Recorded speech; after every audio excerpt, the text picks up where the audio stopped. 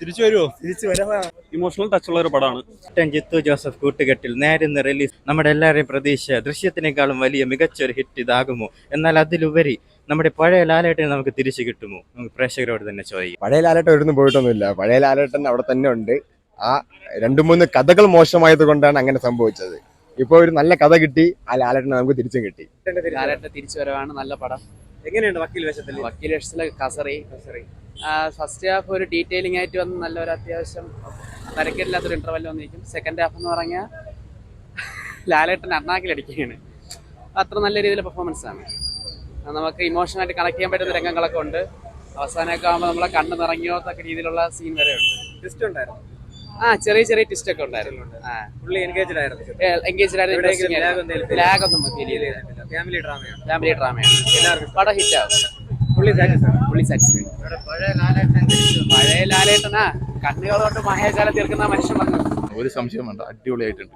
Direction അടിപൊളി. ലാലേട്ടൻ കുറെ നമ്മൾ ആഗ്രഹിച്ച പഴയ കുറെ സീനൊക്കെ ഉണ്ട്, അടിപൊളിയായിട്ട് ചെയ്തിട്ടുണ്ട്. ഫസ്റ്റ് ഹാഫ് കഴിഞ്ഞപ്പോൾ നമുക്കൊരു ഡൗട്ട് ഉണ്ടായിരുന്നു സെക്കൻഡ് ഹാഫിന് ഇതിന് മുകളിലേക്ക് കൊണ്ടുപോകാൻ പറ്റുമെന്നുള്ളത്. പക്ഷെ അടിപൊളിയായിട്ട് ചെയ്തിട്ടുണ്ട്. ലാലേട്ടൻ നമ്മൾ എങ്ങനെയാണോ കാണാൻ ആഗ്രഹിച്ചത്, ലാലേട്ടൻ ഇങ്ങനത്തെ ഒരു സിനിമ വരണമെന്ന് വിചാരിച്ചു. ആ ഒരു സിനിമയാണ് വന്നിരിക്കുന്നത്. ജിത്തു ജോസഫ് നല്ല സാറ്റിസ്ഫൈഡ് ആണ്. പടം നല്ല ഹിറ്റ് ആവുകയും ചെയ്യും.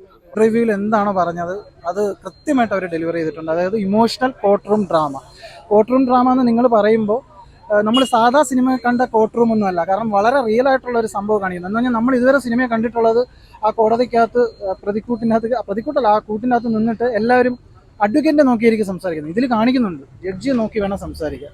അങ്ങനെ കുറേ കാര്യങ്ങൾ പറയുന്നുണ്ട്. പിന്നെ നല്ലൊരു സിനിമ അവർ പ്രസൻറ്റ് ചെയ്തിട്ടുണ്ട്. അതിപ്പം സ്ക്രിപ്റ്റ് ആയാലും സംവിധാനം ആയാലും ഭയങ്കര ഫീലിംഗ് ആണ്. ഏറ്റവും ഫീലിംഗ് വരണമെന്ന് പറഞ്ഞു കഴിഞ്ഞാൽ മോഹൻലാലിന് നല്ലൊരു കഥാപാത്രം കൊടുത്തിട്ടുണ്ട്. ഇങ്ങനെ ഇത് കുറേ പേര് കണ്ട് പഠിക്കേണ്ടതാണ്. അതായത് അദ്ദേഹത്തിൻ്റെ ആക്ടറിന് തിരിച്ച് കുറേ സീൻസിൽ ഈ സിനിമയിൽ നമുക്ക് കാണാൻ പറ്റും. അദ്ദേഹം സിനിമയുടെ അവസാനം ഒന്ന് കരയുന്നൊരു സീനുണ്ട്, അല്ലെങ്കിൽ അദ്ദേഹത്തിൻ്റെ സൂക്ഷ്മ അഭിനയത്തിൻ്റെ കുറേ സീൻസ് വരുന്നുണ്ട്. ഒരു ചെറിയ ചിരി, അല്ലെങ്കിൽ കോടതിക്കകത്ത് വെച്ച് പരാജയപ്പെടുന്നതിൻ്റെ വേദന, കുറേ സാധനങ്ങളുണ്ട്. അതൊക്കെ അടിപൊളിയായിട്ട് പുള്ളി ചെയ്തിട്ടുണ്ട്. അതിന് കയ്യടി കൊടുക്കേണ്ട ജിത്തുവിനാണ്. കാരണം ജിത്തു അത്രയും മനോഹരമായിട്ട് സിനിമ സംവിധാനം ചെയ്തിട്ടുണ്ട്. പിന്നെ മോഹൻലാലിൻ്റെ പേരിനൊപ്പം എടുത്തു പറയേണ്ട ഒരു പേര്, ഈ സിനിമ കണ്ട് കഴിയുമ്പോൾ നിങ്ങളുടെ മനസ്സിൽ നിങ്ങൾ സിനിമ കഴിഞ്ഞാലും കൊണ്ടുപോകുന്നൊരു കഥാപാത്രം അനശ്വര രാജിൻ്റെ ആയിരിക്കും. പുള്ളിക്കാരിയുടെ കരിയർ ബെസ്റ്റ് പെർഫോമൻസ് ആണ് ഇതുവരെ ചെയ്തത് വെച്ചിട്ട്. പുള്ളിക്കാരിയൊക്കെ ഇത്രയും അഭിനയിക്കുമെന്ന് ഞാൻ തോന്നിപ്പോയി.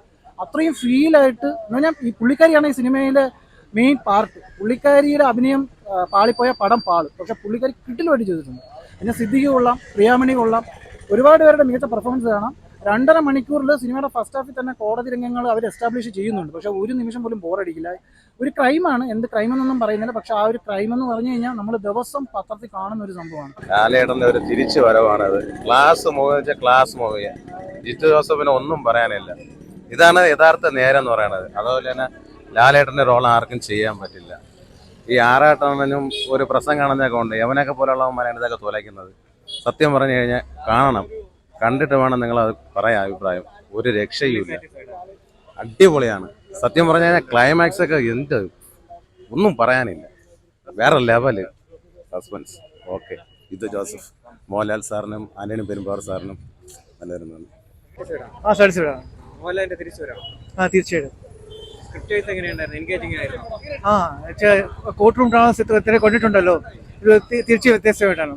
ഫുള്ളും എൻഗേജിംഗ് ആയിട്ടുള്ള സ്ക്രിപ്റ്റാണ്. മ്യൂസിക് നന്നായിട്ട് കൊടുത്തു. നല്ല പവർഫുൾ ബാക്കിംഗ് അപ്പ് മ്യൂസിക്കാണ്. ബാക്ക്ഗ്രൗണ്ട് സ്കോർ അടിപൊളി. നിങ്ങൾ ആ ഗൂസ് ബംസ് മൂവ്മെന്റ്സ് കാണും, പടം മുഴുക്കും കാണും. ഒരിടത്തും ലാഗില്ല. നല്ലൊരു ഫീൽ ഗുഡ് മൂവിയാണ്. അത് സോഷ്യൽ മെസ്സേജ് ഉണ്ട്. തീർച്ചയായിട്ടും ഒന്ന് കാണാം.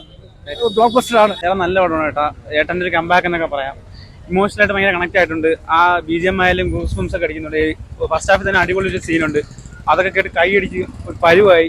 ലാലേട്ടന്റെ കോർട്ട് റൂം എക്സ്പീരിയൻസ് ലാലേട്ടൻ വേഷത്തിൽ കസറിയിട്ടുണ്ട് ആവശ്യത്തിലുള്ള. പക്ഷെ ഫീമെയിൽ ലേഡി ഒന്നും പറയാനില്ല. അവർക്ക് കരിയർ ബെസ്റ്റ് റോൾ എന്നൊക്കെ പറയാം. നല്ല റോളായിരുന്നു.